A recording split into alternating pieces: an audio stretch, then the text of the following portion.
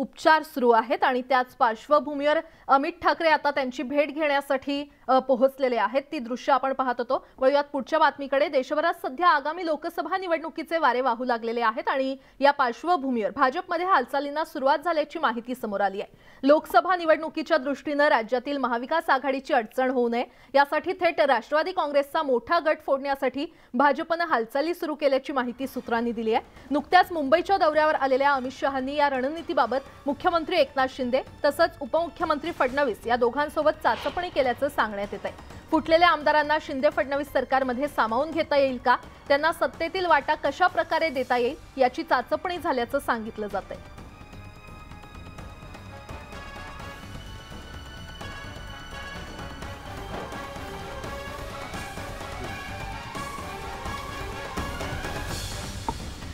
विरोधी पक्षनेते अजित पवार भाजपमध्ये जाण्याच्या चर्चांना उधाण आलंय। नागपुरातील सभेनंतर आज अजित पवारांनी पुणे जिल्ह्यातल्या सासवडमधील नियोजित सर्व कार्यक्रम रद्द केलेत। अचानक कार्यक्रम रद्द केल्याने आता चर्चांना उधाण आलंय।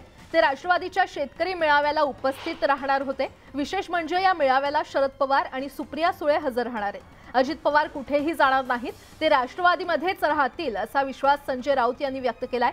तर अजित पवार भाजपमध्ये आल्यास महायुती भक्कम होईल असा विश्वास उत्पादन शुल्क मंत्री शंभूराज देसाई यांनी व्यक्त केलाय। अजितदादा पवार हे काल नागपुरातल्या महाविकास आघाडीच्या सभेसाठी आले। अजित पवार हे काल व्यासपीठावरती होते। अजित पवार हे काल आमच्याबरोबर त्यांचा चांगला संवाद होता।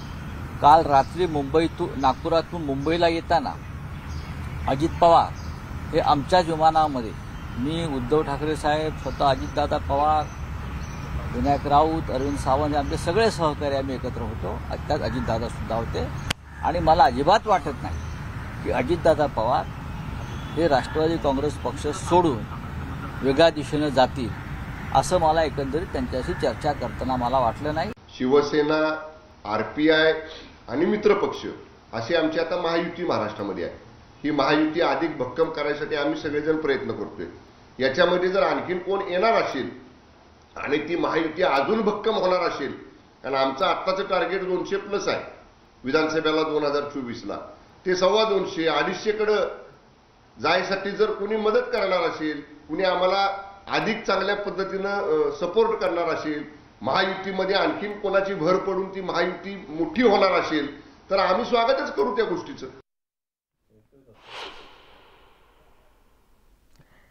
तर शेतकरी मेळाव्याला अजित पवार हे हजर राहणार होते, मात्र आता चर्चांना उधाण आलेला आहे। शरद पवार आणि सुप्रिया सुळे यावेळी कार्यकर्त्यांना संबोधित करणार आहेत।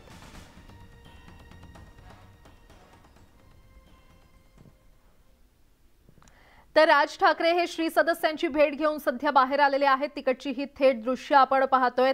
काल अप्पासाहेब धर्माधिकारी यांना महाराष्ट्र भूषण प्रदान करण्यात आला आणि या कार्यक्रमाला उपस्थित असलेल्यांमध्ये 11 जणांचा मृत्यू झाला। त्यानंतर राज ठाकरे यांनी ज्यांच्यावर रुग्णालयामध्ये उपचार सुरू आहेत त्यांची भेट घेतली। त्यानंतर राज ठाकरे आता प्रसार माध्यमांशी संवाद साधणार आहेत।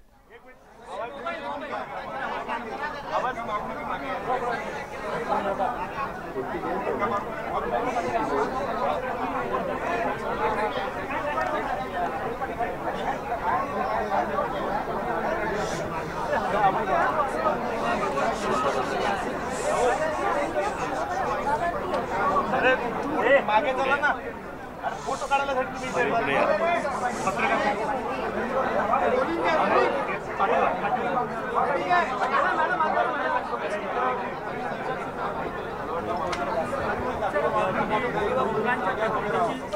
उष्माघातामुळे 12 श्री सदस्यांचा मृत्यू झाला होता आणि यावर मनसे अध्यक्ष राज ठाकरे यांनी ट्विट करत नाराजी देखील व्यक्त केली होती। तर राज ठाकरे उष्माघातामुळे उपचार घेत असलेल्या रुग्णांची भेट घेण्यासाठी रुग्णालयामध्ये दाखल झाले होते। आता ते रुग्णालयातून बाहेर आलेले आहेत। प्रशासनाने योग्य नियोजन केलं असतं तर श्री सदस्यांचे मृत्यू टळले असते असं राज ठाकरे यांनी म्हटलं होतं। प्रसंग टाळता आला असता सकाळी या गोष्टी करायची काही आवश्यकता नव्हती। सध्या सर्वच ठिकाणी सगळंच वातावरण उन्हाने तापलेलं आहे आणि अशा वेळेला सकाळी इतक्या लोकांना तुम्ही बोलवायचं तर ही गोष्ट अप्पासाहेबांना तिथे तुम्ही महाराष्ट्र भूषण ज्यावेळी तुम्ही दिलं त्यावेळेला राजभवनावरती बोलवून देता आलं असतं. त्या सगळ्या गोष्टी करता आल्या असत्या. इतक्या काही गोष्टी इतक्या लोकांना बोलवून करायची आवश्यकता नव्हती आत्ताच्या दिवसांमध्ये. पण जी झाली ती गोष्ट दुर्दैवी आहे. काही कोणी कसं कोणाला जबाबदार धरणार काही कळत नाही. परंतु मला असं वाटतं की सकाळी न करता संध्याकाळी जर झालं असता कार्यक्रम हा प्रसंग टाळता आला असता. सर, जे आयोजक आहेत किंवा सांस्कृतिक खाता असेल संबंधित यंत्रणा त्यांच्यावरती सदोष मनुष्यवधाचा गुन्हा दाखल व्हावा अशा पद्धतीची मागणी केली जाते. नाही, खरं तर असं काही कोणी इंटेन्शनली केलेली गोष्ट नसते. आता इतके लोक येणार तेव्हा तुम्ही संध्याकाळी ठेवताना येणार सकाळी ठेवायचा वगैरे वगैरे. पण मला असं वाटतं की इतक्या लोकांना बोलवण्यापेक्षा जर समजा त्यांना राजभवनावरती जर इतरांना जसं देतात महाराष्ट्र भूषण तसं समजा दिलं गेलं असतं तर मला असं वाटतं हा प्रसंगच निर्माण झाला नसता. सर, एवढा सगळा इव्हेंट ऑर्गनाईज करण्यामागे राजकीय स्वार्थ होता का? राजकीय स्वार्थाशिवाय एवढी लोक बोलवली जातात का?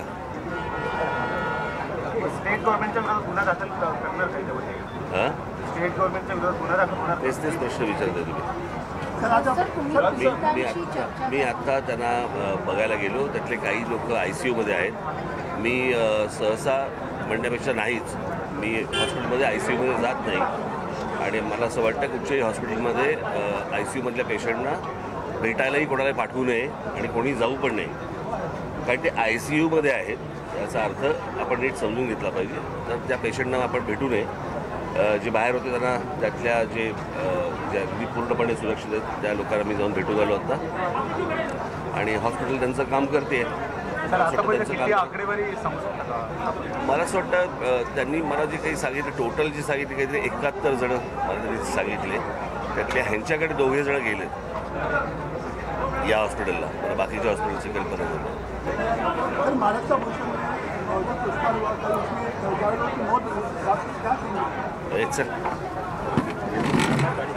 तर हा कार्यक्रम संध्याकाळी ठेवण्याची गरज होती असं मत राज ठाकरे यांनी व्यक्त केलेलं आहे. 12 श्री सदस्यांचा उष्माघातामुळे मृत्यू झालाय आणि यावर मनसे अध्यक्ष राज ठाकरे यांनी नाराजी व्यक्त केलेली आहे. राज ठाकरे यांनी उष्माघातामुळे उपचार घेत असलेल्या रुग्णांची नुकतीच भेट घेतलेली आहे आणि त्यानंतर ते प्रसार माध्यमांशी संवाद साधत होते. महाराष्ट्र भूषण पुरस्कार सोहळ्याला गालबोट लागला आणि हा कार्यक्रम संध्याकाळी ठेवण्याची गरज होती. कडाक्याच्या उन्हात हा कार्यक्रम का घेतला गेला असा सवाल राज ठाकरे यांनी केलाय. ढिसाळ आयोजनाबद्दल प्रशासनावर त्यांनी टीका केलेली आहे. वळूयात पुढच्या बातमीकडे. राज्याच्या राजकारणात वेग